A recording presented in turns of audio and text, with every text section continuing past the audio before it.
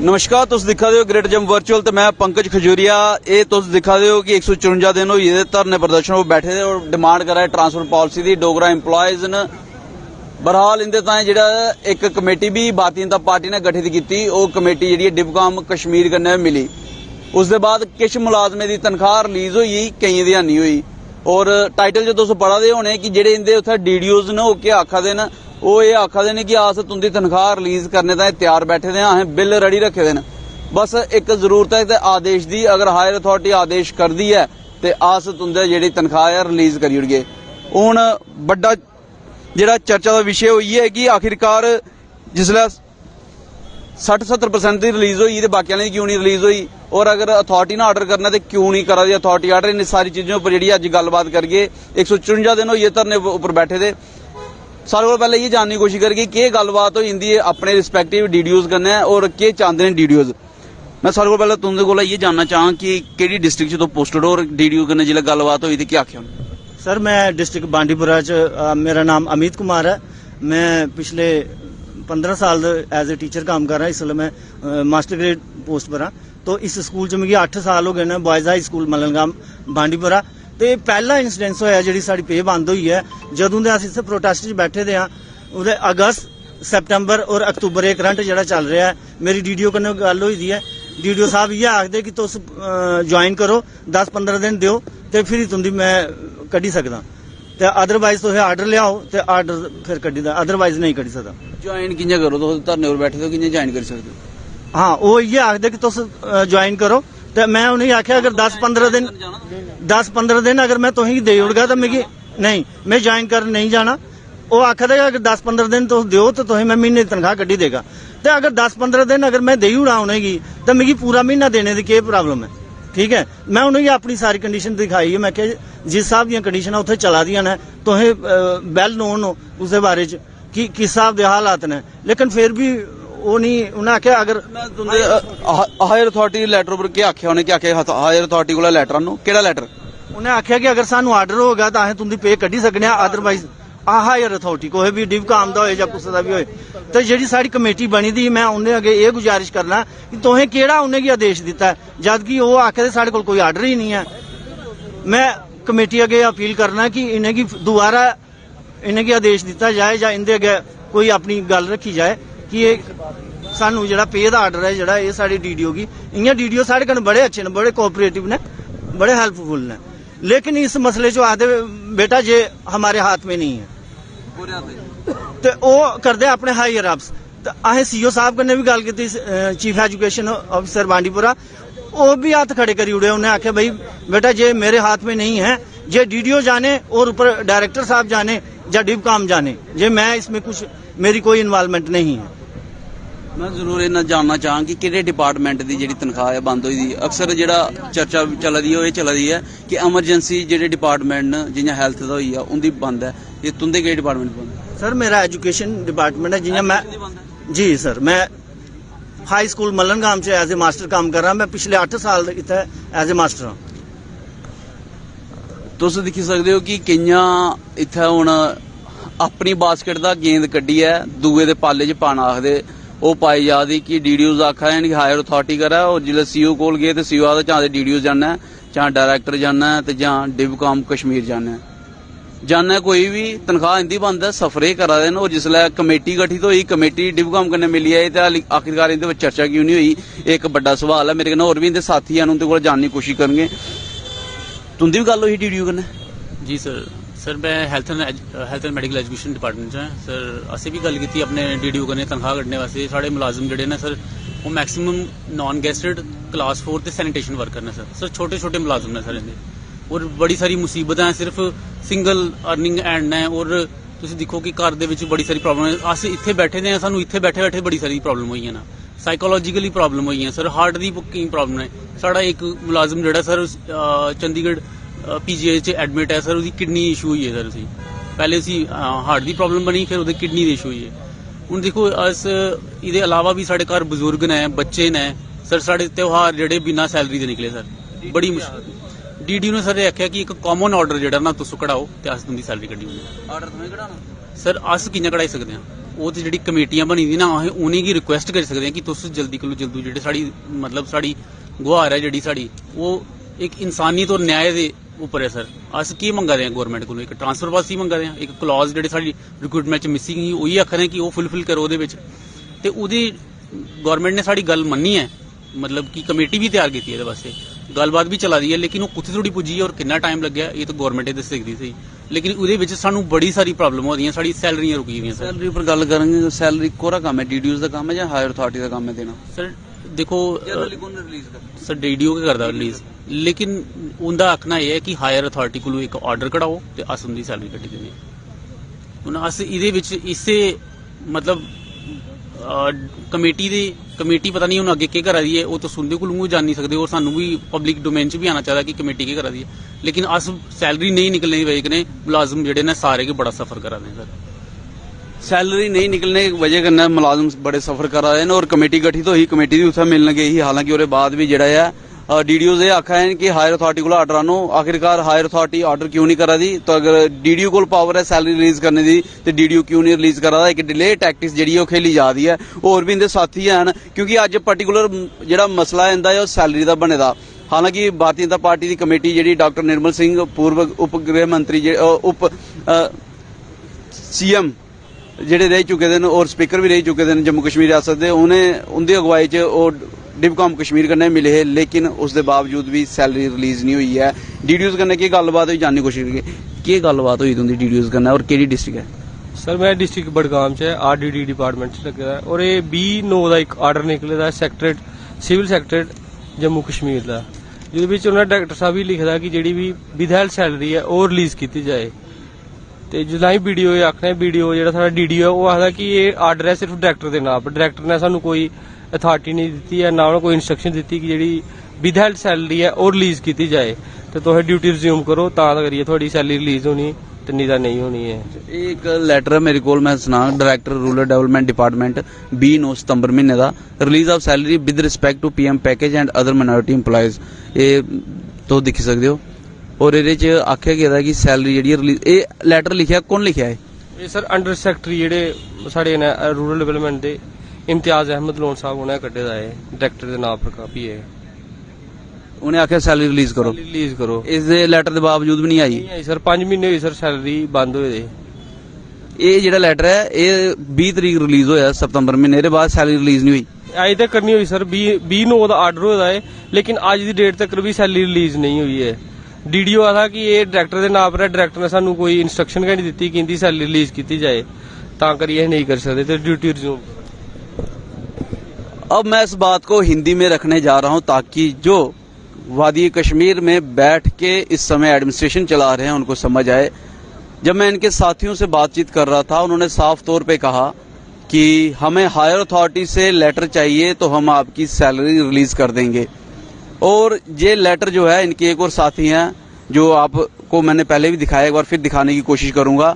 ये 20 सितंबर 2022 को निकाला गया है डायरेक्टर के नाम का, मैं पूरा पढ़ के बताऊंगा, पहले आप थोड़ा सा देखिएगा कौन सी तारीख को रिलीज हुआ है। और इसको under secretary to government Imtiyaz Ahmad Lone द्वारा रिलीज किया गया है, डायरेक्टर रूरल डेवलपमेंट डिपार्टमेंट, जो इन्हीं का जो विभाग है उनके डायरेक्टर को कहा गया है सब्जेक्ट में release of salary with respect to PM package and other minority employees. प्रधानमंत्री रिलीफ एंड रिहेबिलिटेशन के तहत जो मुलाजिम लगे हैं, ज्यादातर वो वादी कश्मीर में जो है कश्मीरी पंडित समुदाय से हैं उनके, और जो अदर माइनॉरिटी एम्प्लॉयज हैं, ये जो डोगरा एम्प्लॉयज हैं रिजर्व कैटेगरी के तहत वहां पे लगे हैं, उनकी सैलरी रिलीज की जाए। I am directed to invite your kind attention towards subject cited above and request you to sort out the issue on the priority and pass necessary instruction to all drawing and disbursing officer। Priority के ऊपर जो है वो एक instruction पास करने को कह रहे हैं डीडीओज को, to release withheld salaries in favour of migrant oblique minority employees under norms and share action taken resort with this department within a week। 20 सितंबर 2022 को डीडीओज को सैलरी रिलीज करने की इंस्ट्रक्शन पास की जाए, डायरेक्टर को ये लेटर लिखा जाता है और वो भी 7 दिन के भीतर। आज जो तारीख है वो 1 नवंबर है, तो लगभग 40 से 45 दिन हो चुके हैं इस ऑर्डर को रिलीज हुए, उसके बावजूद भी सैलरी रिलीज नहीं आई है। क्या अभी एडमिनिस्ट्रेशन में आपस में नहीं बन पा रही है? जहां एडमिनिस्ट्रेशन में अपनी कुर्सी बचाने के लिए एडमिनिस्ट्रेशन इस प्रकार की डिले टैक्टिक्स जो है खेल रही है। जैसे ही भारतीय जनता पार्टी की कमेटी भी गठित हुई थी, जिस तरीके से मैंने पहले बताया, डॉक्टर निर्मल सिंह जो पूर्व उप मुख्यमंत्री रह चुके हैं जम्मू कश्मीर रियासत के, वो भी डिवकॉम से मिले थे। क्या उनको इस बात की भनक थी? अगर थी तो उन्होंने इस बात की चर्चा की, अगर की तो इसके ऊपर एक्शन क्यों नहीं लिया गया? सवाल ये नहीं है कि इनकी सैलरी रुकी है और ये धरने पे बैठे हैं। सवाल ये है कि अगर वहां पे जाते हैं टारगेट स्किलिंग का सामना करना पड़ सकता है, और यहाँ पे अगर रहते हैं तो यहाँ पे इनकी सैलरी बंद की जा रही है। और जब हायर अथॉरिटी कह रही है कि इनकी सैलरी रिलीज की जाए, तो जो ऑफिसर वहां पे बैठे हैं वो इनकी सैलरी रिलीज नहीं कर रहे। कहीं ना कहीं जो है बाबूगिरी इन मुलाजमों के ऊपर जो सर्वाइवल के लिए धरने पे बैठे हैं, इनको खतरा बने हुए हैं। इनके और भी साथी हैं, उनसे जानने की कोशिश करेंगे। आपके साथियों से मैंने बातचीत की, डोगरी च गल करके उन्हें आख्या कि कई अफसर आखा कि आर्डर ले आओ, दूसरे साथी ने उन्हें आर्डर पकड़ाया भी, ये आर्डर भी है।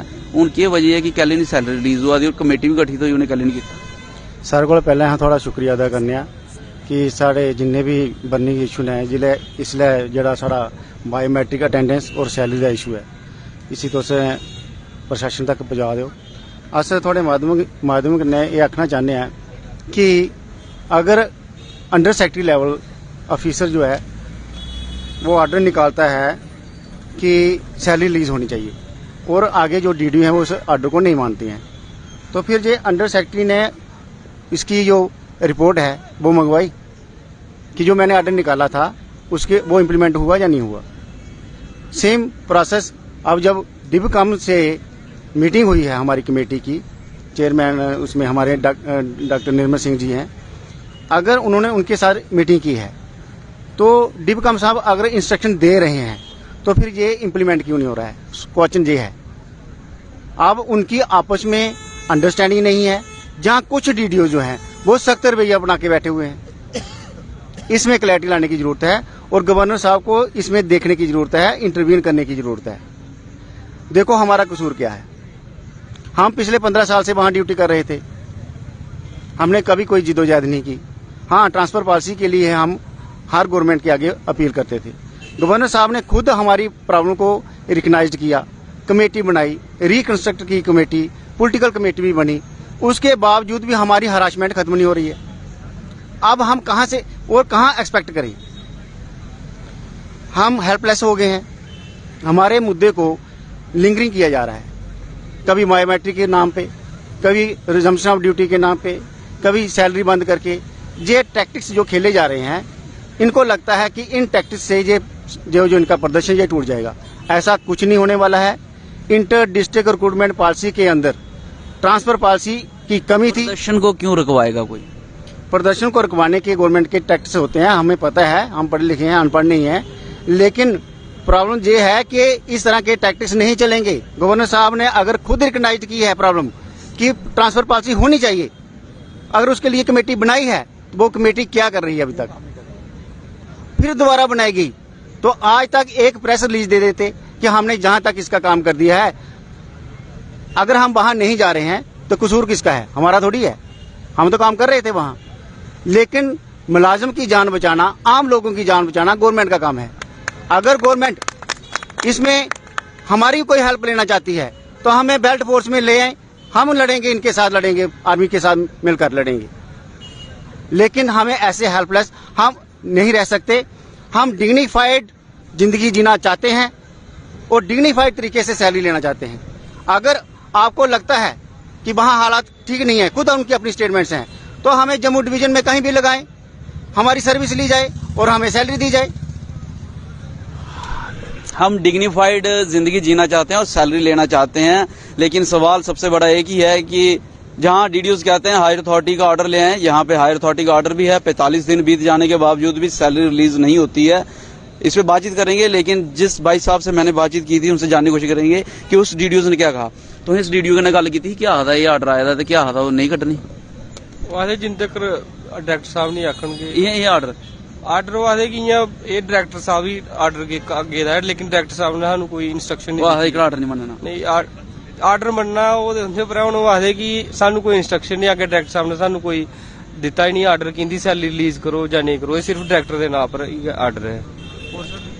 मेरी मिसेज दा आखी दा ऑपरेशन है, ਹਾਂਜੀ ਤੇ ਮੈਂ ਬਿਨਾ ਮਤਲਬ ਪੈਸੇ ਦੇ ਹੋ ਹੀ ਨਹੀਂ ਸਕਦਾ ਹੈ। ਇਸ ਪਾਸੇ ਮੇਰੀ ਸੈਲਰੀ ਰਿਲੀਜ਼ ਕੀਤੀ ਜਾਏ ਉਹ ਤੋ ਸੁਣੀ ਸਕਦੇ ਹੋ ਕਿ ਇਹਦੀ ਮਿਸਿਸ ਵੀ ਬਿਮਾਰ ਨੇ, ਆਪਰੇਸ਼ਨ ਹੈ ਹੁੰਦੀ ਆਈਜ਼ ਦਾ, ਔਰ ਪੈਸੇ ਜਿਹੜੇ ਨੇ ਜ਼ਰੂਰਤ ਹੈ, ਸੈਲਰੀ ਬੰਦ ਹੈ। ਕਿੰਨੇ ਮਹੀਨੇ ਹੋਇਆ ਬੰਦ? 5 ਮਹੀਨੇ ਹੋਏ ਸਰ। 5 ਮਹੀਨੇ 5 ਮਹੀਨੇ ਦੀ ਬੰਦ ਹੈ। ਜੂਨ ਮਹੀਨੇ ਕੋਲ ਬੰਦ ਹੈ। ਬਿਲਕੁਲ ਨਹੀਂ ਆਈ। ਨਹੀਂ ਨਹੀਂ ਕਿੰਨੀ ਮੁਸ਼ਕਲ ਚ ਇਸ ਲਈ ਗੁਜ਼ਰਾ ਦੇ ਨੇ ਤੁਸੀਂ ਅੰਦਾਜ਼ਾ ਲਾਈ ਸਕਦੇ ਹੋ। ਔਰ ਉਹਦੇ ਕੋਲ ਵੱਡੀ ਮੁਸ਼ਕਲ ਇਹ ਹੈ, ਆਪਰੇਸ਼ਨ ਤਾਂ ਇਹਦੇ ਪੈਸੇ ਚਾਹੀਦੇ ਨੇ, ਸਾਈਕੋਲੋਜੀਕਲੀ ਵੀ ਇਸ ਲਈ ਪਰੇਸ਼ਾਨ ਕੁਝ ਨਾ ਕੁਝ ਲੱਭਦਾ ਹੈ। ਕਿਉਂਕਿ ਅਗਰ ਇਹ ਆਰਡਰ ਆਏ ਦਾ, ਇਸ ਆਰਡਰ ਹੀ ਡੀਡੀਓ ਕਿਉਂ ਨਹੀਂ ਮੰਨਣਾ ਦਾ, ਔਰ ਅਗਰ ਇਸ ਆਰਡਰ ਹੀ ਮੰਨਣੇ ਤਾਂ ਡਾਇਰੈਕਟਰ ਨੇ ਡੀਡੀਓ ਆਰਡਰ ਕੱਢਣਾ ਤੇ ਡਾਇਰੈਕਟਰ ਡੀਡੀਓ ਆਰਡਰ ਕਿਉਂ ਨਹੀਂ ਕਰਾ ਦਾ, ਇੱਕ ਵੱਡਾ ਸਵਾਲ ਹੈ। ਔਰ ਇਹ ਸਵਾਲ ਸਿਰਫ ਇੰਦੇ EMPLOYEES ਆਏ ਨਹੀਂ ਹੈ, ਇਹ ਸਵਾਲ ਪੂਰੀ ਜਨਤਾ ਦੇ ਸਮਕਸ਼ ਹੈ। बहरहाल अगर LG महोदय इस वीडियो दिखा दे होन, मेरी उनके कन्नै हथ जोड़ी है, विनम्र अपील है कि इस चीज़ उपर जरूर ध्यान दिओ जिथे under secretary to government Imtiyaz Ahmad Lone जेडे ने एक आर्डर करते हैं director to rural development department कि भाई DDOs आर्डर करो सैलरी देने ताएं, और DDOs उसके बाद आखते हैं कि ये आर्डर जोड़ा है डायरैक्टर के नाँ का है, साढ़े नाँ का नहीं है, तां करियै असें सैलरी जी है कड्ढनी नहीं है। और डायरैक्टर जो DDOs आर्डर नहीं करता, तो क्यों नहीं करते आर्डर, ये उपर जो जरूर एक बार संज्ञान लैन, क्यों इस आर्डर ही नहीं मन्निया जाता। क्या प्रशासन के अंदर जेडे न कुछ लोग हैं जेडे नहीं चाहते हैं कि ये मुलाजम जेडे न ये मुलाजम जेडे न इनका मसला जेड़ा हल होया जी कुछ आना देखो अभी वहां से क्या होता है, DDO कहते हैं ड्यूटी ज्वाइन करो, और जिस जुरिडिक्शन में हम रहते हैं वहां का SHO होता है, जहां बताओ हम कहां आपकी रखवाली करेंगे। हमें समझ नहीं लग रही है। गवर्नमेंट खुद डायलिमा में है।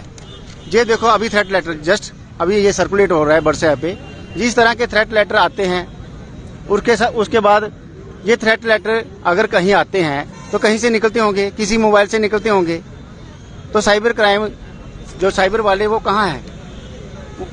मैं इस थ्रेट लेटर पढ़ना चाहूँ कि migrate pandits who after migrating to Kashmir came back to fulfil occupier design targets don't target these KPs who have migrate non local employees whosoever they are target. ते एक मैं इसी पूरा नहीं पढ़ूंगा क्योंकि ये बड़ा सेंसिटिव है, लेकिन ये उन्हें बड़ा अच्छे तरीके ने जिहड़ा एक मैसेज इन्हें दसा है ना डिजाइन करिए दसदा कि तुसी केह् करना है। और ये साफ तौर पर आखा है कि अगर इनके DDOs आखदे ने ड्यूटी ज्वाइन करो, SHO उस पर्टिकुलर एरिया दे आखदे ने कि ड्यूटी ज्वाइन करना नहीं आए हुआ है, इत्थे तुहाडी जान ही जेड़ा है वो खतरा है। तो बहरहाल बड़ा सवाल यह है कि प्रशासन जेड़ा है वो क्यों इस चीज़ की नज़रअंदाज करा दा, क्या उनकी आपस में जेड़ा है तालमेल नहीं है, और अगर तालमेल नहीं है तो उस तालमेल की वजह कन्नै ये मुलाजम डोगरा मुलाजम और कश्मीरी पंडित मुलाजम जेड़े उत्थे सर्व कराए न वो क्यों अपने आप ही सफर करन और उनका नुकसान क्यों चलन। एक बड़ा सवाल सारे अगे जनता अगे सरकार अगे, और मैं जरूर चाहांगी LG महोदय इस आर्डर उपर भी ध्यान देन कि जिथे आर्डर किया गया था कि DDO सैलरी रिलीज करन, लेकिन उसके बावजूद भी सैलरी रिलीज नहीं हुआ दी है। क्या DDO ज्यादा पावरफुल होई दा, डायरैक्टर ज्यादा पावरफुल होई दा इस आर्डर ही वायलेट करने ताएं जां असीं डिलीट करने ताएं। तुंदी की वैल्यूएबल राय है मिगी कमेंट सेक्शन च कमेंट करी जरूर सनाओ। इस वीडियो को लाइक और शेयर करना ना भूलियो। अगली अपडेट ताईं जुड़े रहो ग्रेट जम्मू वर्चुअल कन्नै कैमन काका कन्नै मैं पंकज खजूरिया। जय हिंद।